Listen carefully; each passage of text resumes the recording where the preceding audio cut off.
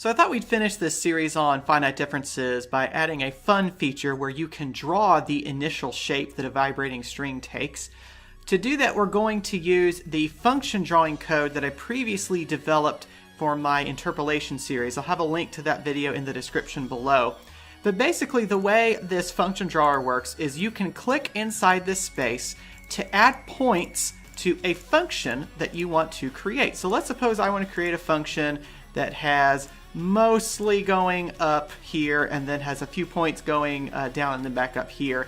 When I'm finished, I get to click this red button and we'll see the vibrating string animate starting with this function as the initial shape.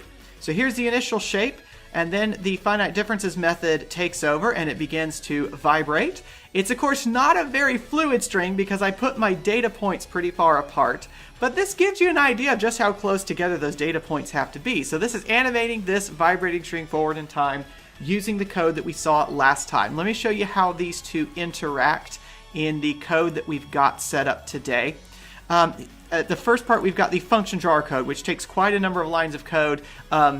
Like I said, I'll have a link to that video in the description below for a better description. But basically, you set up an array of dots. That's the data markers here. You also store their locations in data here to be more easily accessible. And you create some intro text and a done button. That's just there to check for when we're done.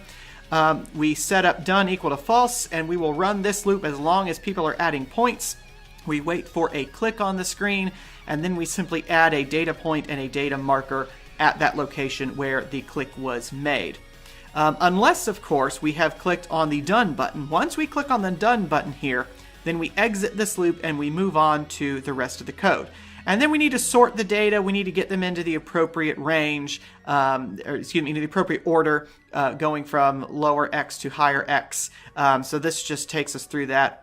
And then here we move into the code we worked with last time, where we have the list of x coordinates, we have the list of previous function values, the list of current function values, and the list of the next function values.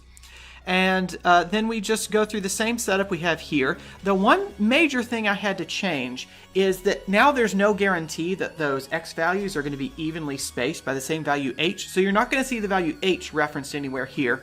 Instead, we just have the difference between the next data point and the current data point, and the difference between the current data point and the previous data point, although actually that needs to be a minus. I've got a mistake there. Oops, so please don't base any physics on the animation you just saw.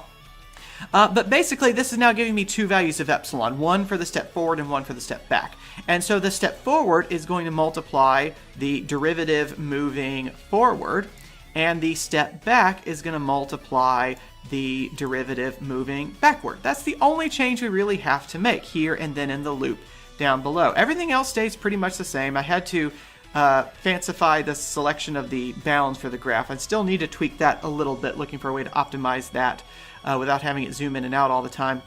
Down here in the loop, we have to go through the same thing here, calculate an epsilon forward and an epsilon back. Same formula as before.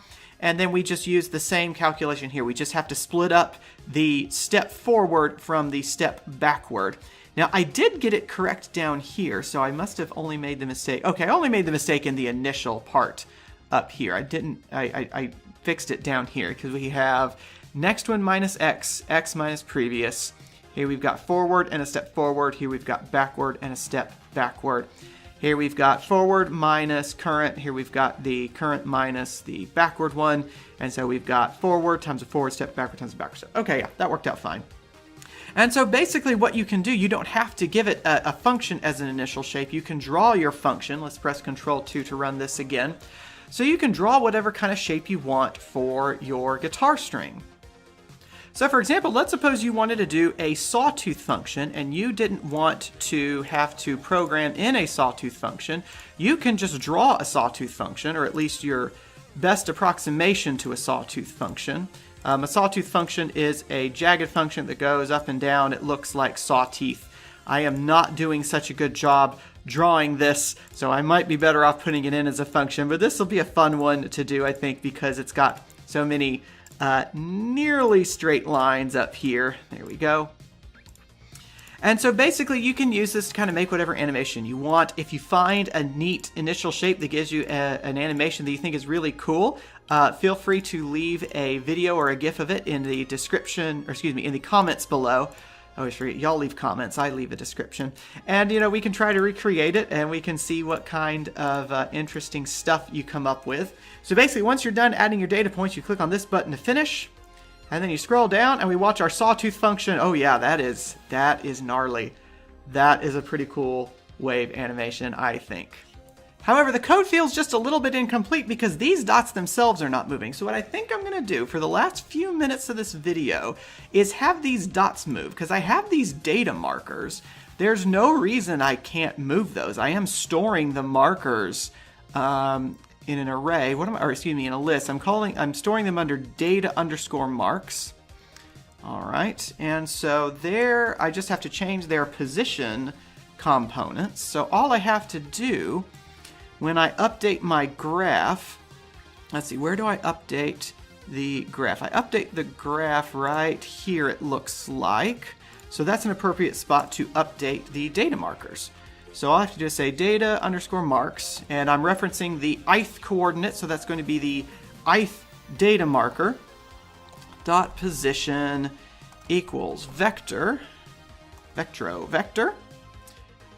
I just need to say these coordinates right here, x_list of I and f next of I, and Control-C to copy, Control-V to paste, and then I need a 0 since this is a three-dimensional vector. Close out the parentheses. All right, let's try that again.